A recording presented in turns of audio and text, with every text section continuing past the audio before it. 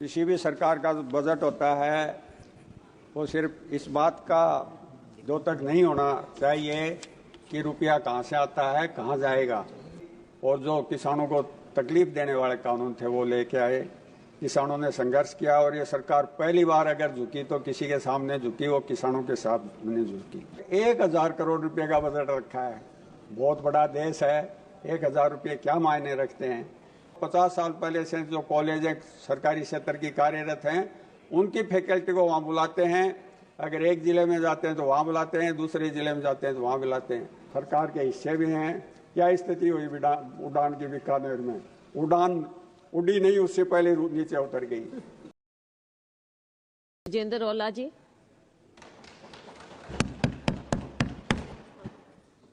धन्यवाद सभापति जी, आपने मुझे बजट 25-26 पर बोलने का अवसर दिया। किसी भी सरकार का बजट होता है वो सिर्फ इस बात का द्योतक नहीं होना चाहिए कि रुपया कहाँ से आता है, कहाँ जाएगा। जब कोई बजट आने वाला होता है, देश के करोड़ों लोगों की आशाएं और आकांक्षाएं उससे होती हैं और वो उसमें परिलक्षित भी होनी चाहिए। और मुझे खेद के साथ कहना पड़ रहा है कि 25-26 के वित्त मंत्री जी के बजट में इन सब बातों का अभाव है।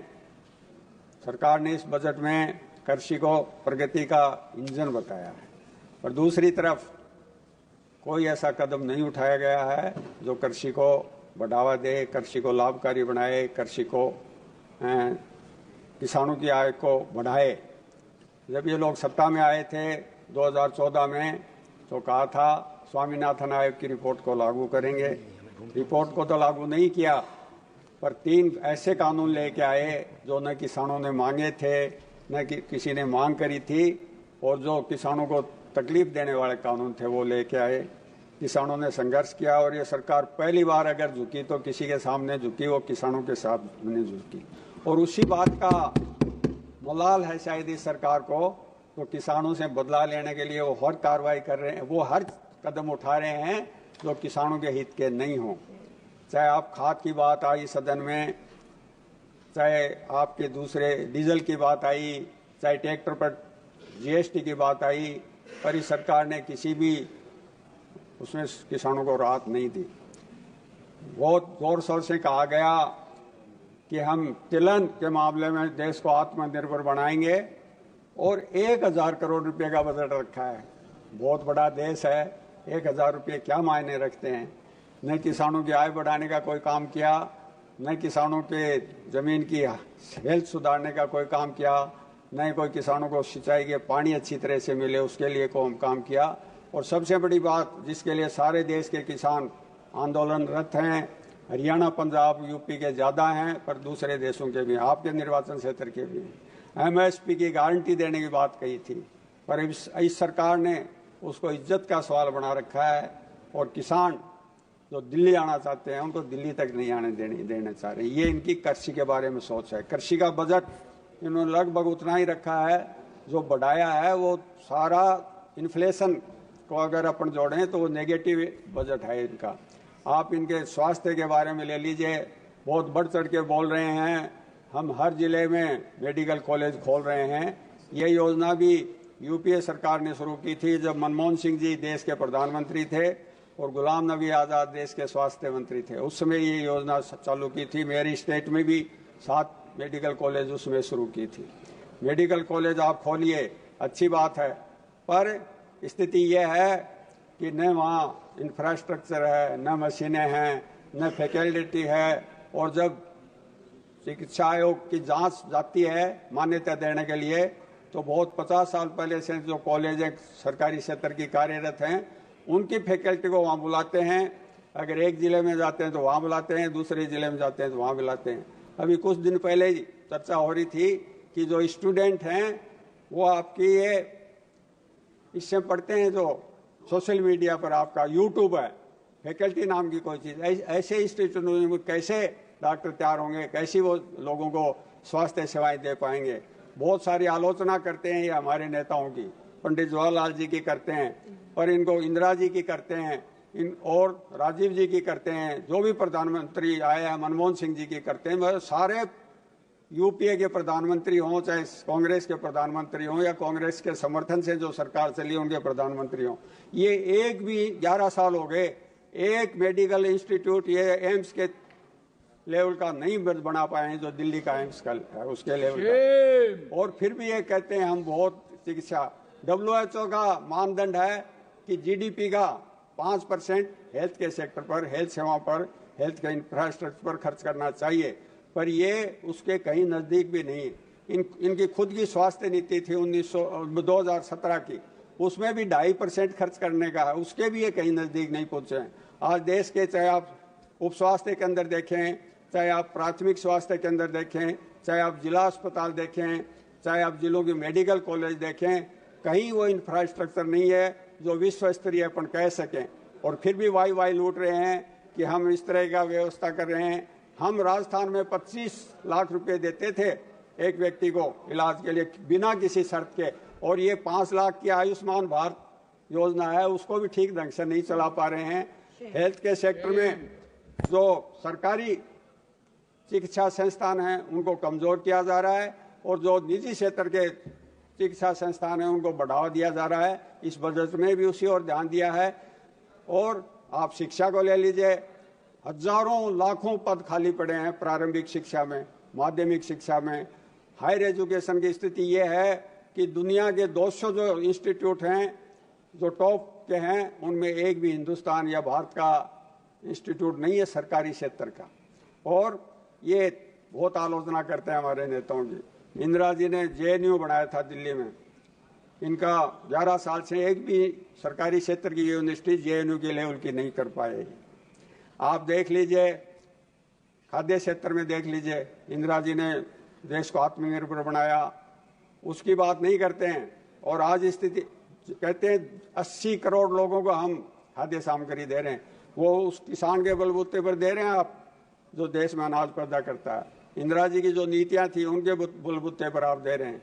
इस बजट में पशुपालन पर एक शब्द भी नहीं कहा गया है, जो कृषि का बहुत बड़ा कंपोनेंट है, किसान की आय का बहुत बड़ा साधन है। और आप इनके कल्याणकारी योजनाओं की बात कर लीजिए, कल्याणकारी राज्य की जो अवधारणा थी उसको ये नेस्तनाबूद कर रहे हैं। सोशल सिक्योरिटी में देख लीजिए, आज आंगनवाड़ी की बात करते हैं, उसमें देख लीजिए 80-90 हजार पद तो पूरे देश में आंगनवाड़ी कार्यकर्ताओं के खाली पड़े हैं। 70-75 हजार पद आशा सहयोगिनियों के खाली पड़े हैं और बहुत सारे बिना भवन के आंगनवाड़ी के अंदर चल रहे हैं। और दूसरी बात, सोशल सिक्योरिटी में चाहे छात्रवृत्ति की बात लें, चाहे SC/ST की छात्रवृत्ति की लें, चाहे OBC की छात्रवृत्ति की लें, चाहे अल्पसंख्यक की छात्रवृत्ति की लें, या जो अल्पसंख्यक के कल्याण की योजनाएं उनकी बात करें, हमारे SC के भाइयों की कल्याण की योजनाएं उनकी बात करें, ST के भाइयों की कल्याण की योजनाएं, OBC के कल्याण की योजनाएं, उन सब में ये बजट एलोकेशन घटाते जा रहे हैं। और स्थिति ये है कि राज्यों पर बहुत बड़ा भार ये डाल रहे हैं।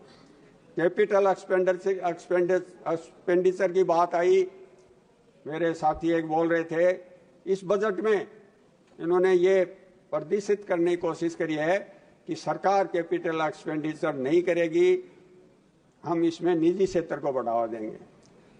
युवाओं के लिए रोजगार की बात आई, 2 करोड़ लोगों को रोजगार देने की शुरुआत में थी, अब तक वो 20,000 करोड़ रोजगार लोगों को मिल जाना चाहिए था। इसमें रोजगार की कोई भी एक बात नहीं की कि कैसे रोजगार बढ़ाया जा सकता है।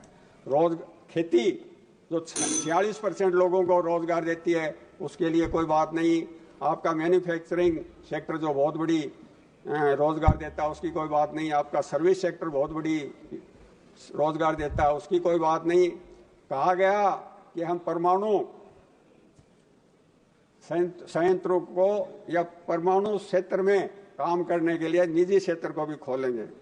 अध्यक्ष जी, आपको याद होगा जब अमेरिका और भारत के बीच में परमाणु सहयोग के लिए संधि हुई, यही लोग थे जिन्होंने सरकार को गिराने की कोशिश करी, कटघरे में कोशिश करी। आज वो उसी बात को मान रहे हैं कि वो समझौता अच्छा था, उसके तहत देश उसी से पलटेगा। ठीक है, धन्यवाद। आप अध्यक्ष जी, तारतम्य मेरा पेपर से तो बोलता नहीं हूँ, तो आपने उड़ान की बात आई यहाँ, मेरे साथी और हमारे राजस्थान से आने वाले हैं। आपके यहाँ तो खैर अभी हवाई अड्डा नहीं बन रहा, आप बना, आप प्रयत्नशील हैं। बीकानेर से हमारे माननीय सदस्य आते हैं, सरकार के हिस्से भी हैं। क्या स्थिति हुई उड़ान की बीकानेर में? उड़ान उड़ी नहीं, उससे पहले नीचे उतर गई।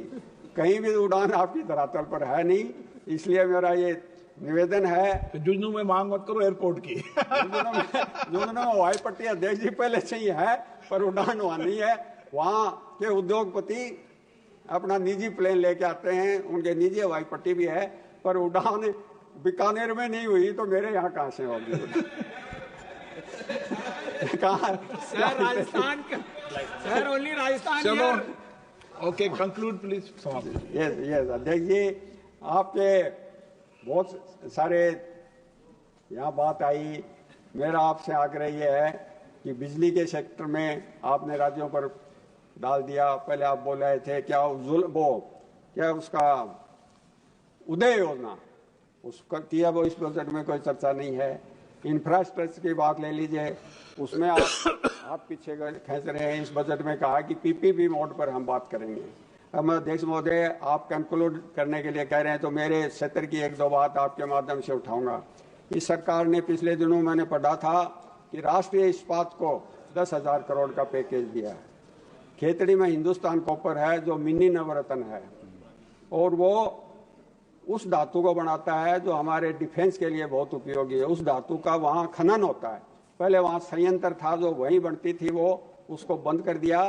तो जब आप भारतीय इस्पात निगम को दे सकते हैं वो पैकेज, तो आप उसको भी देने का कष्ट करें। झुंझुनू जिले में या मैं कहूँ शेखावाटी में एक ही सरकारी क्षेत्र का उपक्रम है जो हिंदुस्तान कॉपर लिमिटेड है। उसको वहाँ आप संयंत्र स्थापित करें, उसको फुल कैपेसिटी से चलाएं। एक समय था वहाँ 20-25 हजार लोग रोजगार थे, पर अब वहाँ सिर्फ 500-600 लोग रोजगार पर रह गए। वहाँ से कच्चा माल आप निकालते हैं जो दूसरी जगह ले जाते हैं। इसलिए मेरा आग्रह है कि आप इस पर भी वित्त मंत्री जी ध्यान दें। ये बजट न किसान के हितैषी है, न ये युवाओं के हितैषी है, न ये आपके आम आदमी का हितैषी है, न ये आपका मध्यम वर्ग के हितैषी बजट है। ये बजट सिर्फ कुछ कारपोरेट घरानों के हित का बजट है, आम आदमी के हित का बजट नहीं है। इसलिए मैं इस बजट का पुरजोर विरोध करता हूँ। धन्यवाद।